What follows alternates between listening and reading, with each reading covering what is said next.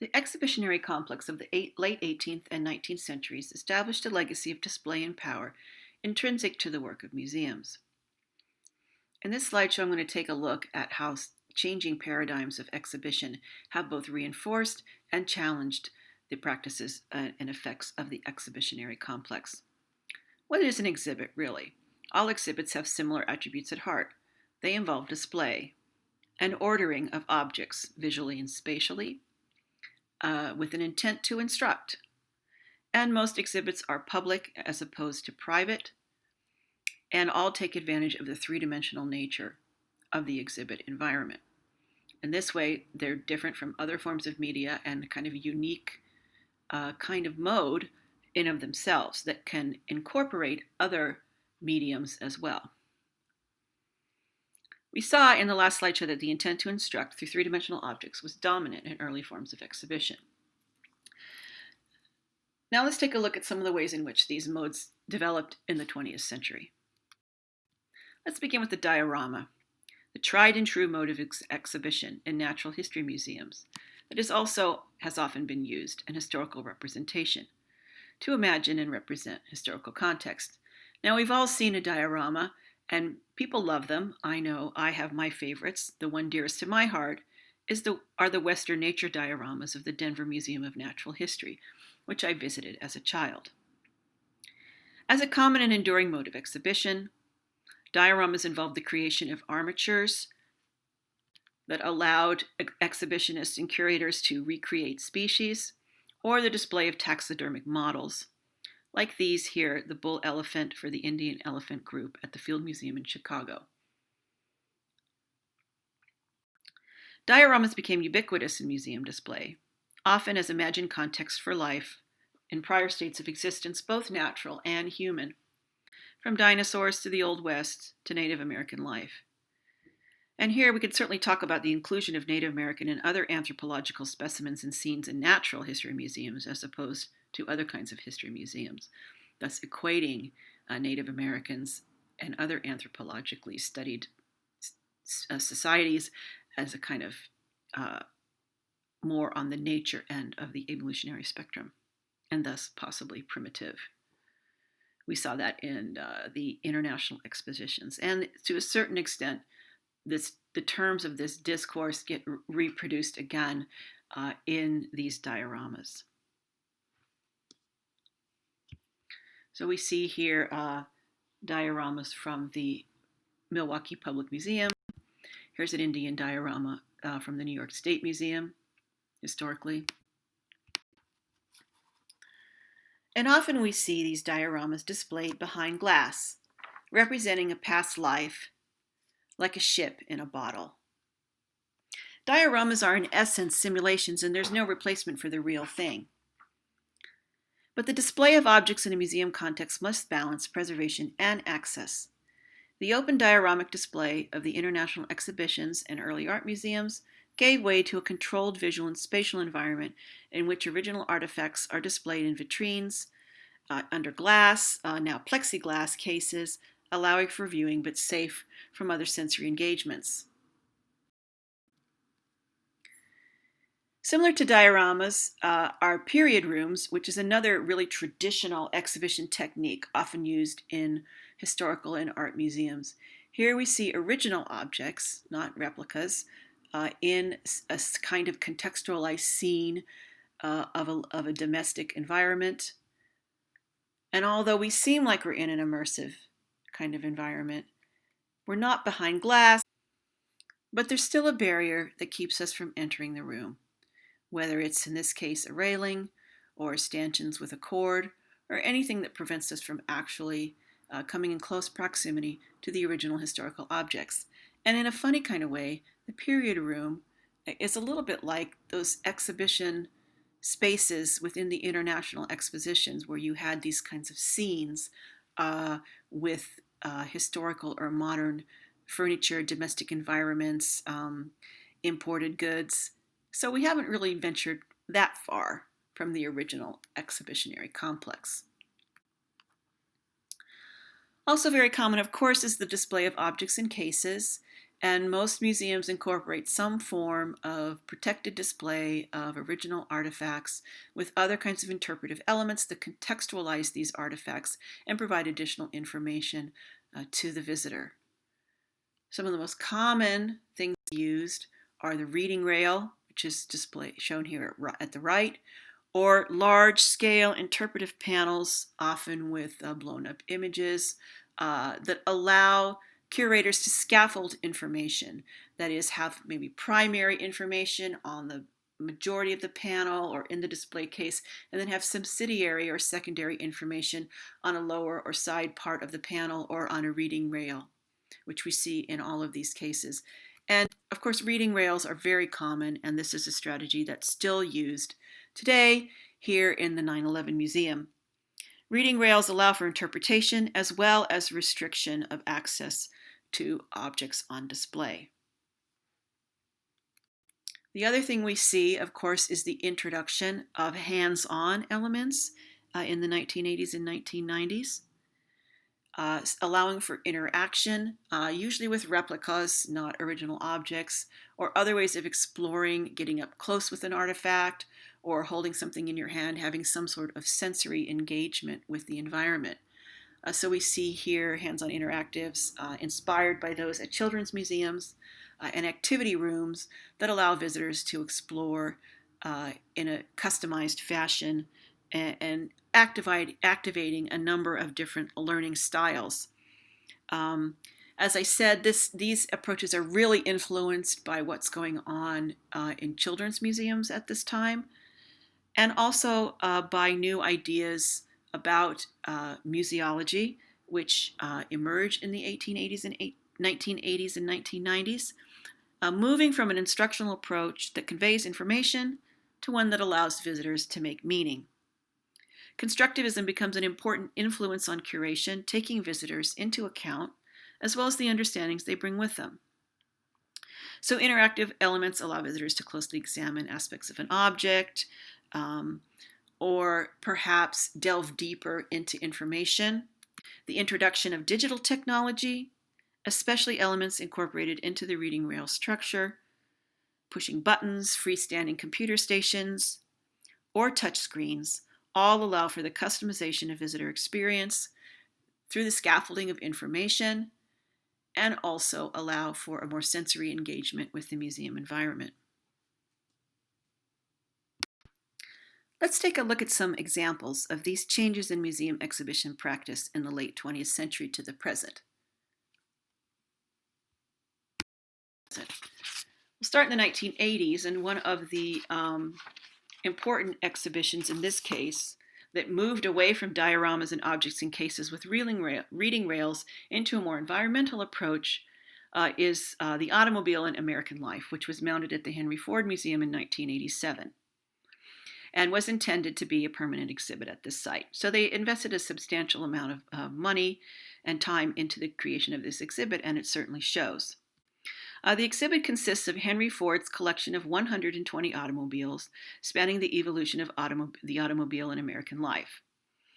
And it's interpreted according to topics that were developed by a team of 6 curators. It really represents this kind of step forward in museum exhibition design in the 1980s. The design premise, as you can see from this floor plan, was to create an exhibit without walls through an open space divided only by a grid of columns. And then 6 thematic zones were created by using architectural scale roadscape forms that divided the exhibit landscape. So you see your central motorway there going through the center. This is the evolution of the automobile and its industry. Another section focused on design process, and another on advertising and sales to look at how cars were marketed. Now, most of these sections involved a kind of thematic chronological organization where you would kind of follow the automobile or this thematic aspect of the automobile over time. We also had Getting Away from It All, which had a VW camper and looked at how people used automobiles to travel.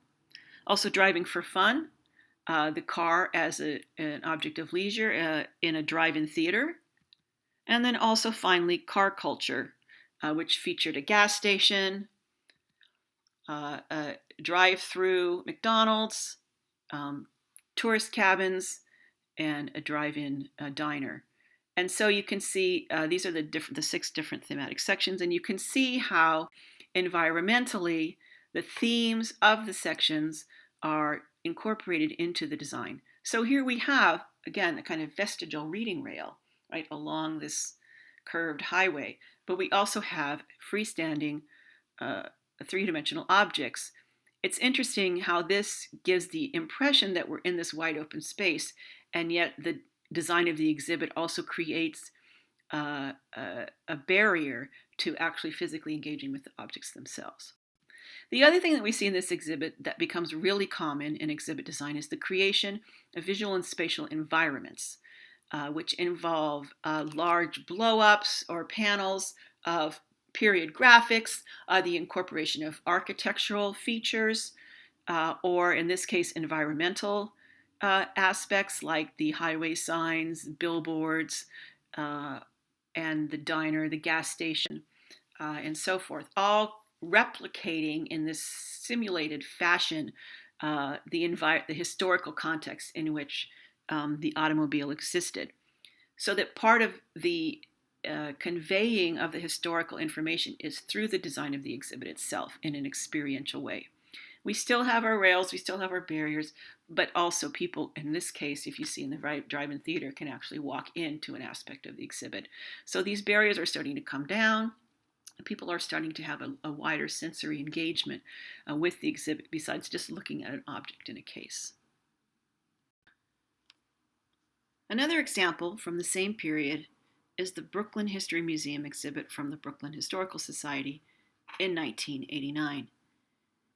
Here, exhibit design incorporated cases and reading rails with architecture resembling iconic structures such as Coney Island and the Brooklyn Bridge.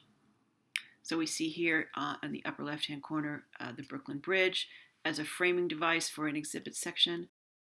And then here, part of the design of this section, replicating the sense of a roller coaster at Coney Island. In both these exhibits, the Brooklyn History exhibit and the automobile exhibit, we see exhibit architecture creating an evocative environment through visual and spatial signifiers. In the 2000s, this move has expanded into fully interactive environments that fuse replicas and period artifacts into immersive settings. For instance, let's take a look at Separate is Not Equal, Brown v. Board of Education, which was mounted at the Smithsonian National Museum of American History in 2004. Here we have 5 thematic sections, each represented by some sort of emblematic space. So specific spaces within the exhibit represent historic themes and provide microenvironments for their representation. First, we have Segregated America, and we see the representation of spaces like theaters and other forms of public accommodation in a way that represents some for colored only, some for white, in the lingo of the time. We also have a lunch counter, very similar to kind of what we see now at the Center for Civil and Human Rights, but of course this is less interactive. It's from an earlier generation of museum exhibits. But still this idea that we have replicated environments with some original historical elements that give us a sense of time and place. And this is particularly interesting given that the whole point of this exhibit is about segregated space. There's also the battleground, which takes us into a classroom that's split in half, showing 2 different schools, one white, one black, and the differential accommodations that each provided students. We also go through the replicated facade of the Supreme Court into the courtroom to take a look at the case of the century, delving into the details of the case. And there's also another section that looks at specific communities that were involved in that case. The other thing these exhibits do is fully utilize the changing strategies discussed earlier by engaging multiple senses, not only sight, but also touch and sound. And that's certainly the case with this exhibit, the 1968 exhibit mounted by the Minnesota Historical Society. This exhibit took a wide look at an influential year in American history, and one that is still defined and popular and living memory. The exhibit consisted of a richly layered installation that utilized abundant popular cultural and graphic design motifs and materials from the period to create a multimedia environment. The exhibit also created specific settings, such as a TV viewing lounge, and most prominently, a living room with a sofa and a TV set in which furniture display, held display functions for period artifacts. The space is dramatically bookended by a Vietnam War helicopter, an original rebuilt in the gallery, and a lunar module, a reproduction on either side of the living room, visually underscoring the way in which the news and television brought the larger world into American living rooms, and of course, representing the two bookend events of 1968, the Tet Offensive in January and the moon landing in December. In the case of 1968, the artifactual and design environment is filled with both original artifacts and reproductions, with other objects such as television screens serving as both design elements and content delivery media. In this environment, original artifacts matter, but their visual impact is subsumed within a larger experience. Some museums have taken this immersive environment to an extreme, embracing the visual and spatial display of exhibition techniques while eschewing collections and objects. To museums like the National Constitution Center in Philadelphia, for example, maintaining a collection is not a priority. The center does not conserve or maintain any original objects, and with the exception of special traveling or short-term exhibits, does not display original objects. In one section, visitors learn about voting. In another, they are prompted to reflect on whether or not they would have voted to ratify the Constitution and to sign with the founders. The site also focuses on museum theater, exhibit interactives illustrated with reproductions of historical images, and artwork fabricated for that purpose. And this shows on the circled image inset is the founders' chamber where you are encouraged to sign or ratify the Constitution along with the founders. Visitors are encouraged to vote, choose, reflect, and play at alternative points in the museum. Thus, the center expands the sensory experience beyond sight, incorporating movement and touch, all aimed at inculcating an understanding of the U.S. Constitution, its terms, history, and implementation. Although we were beyond the object behind glass, the civic educational mission of the exhibitionary complex remains.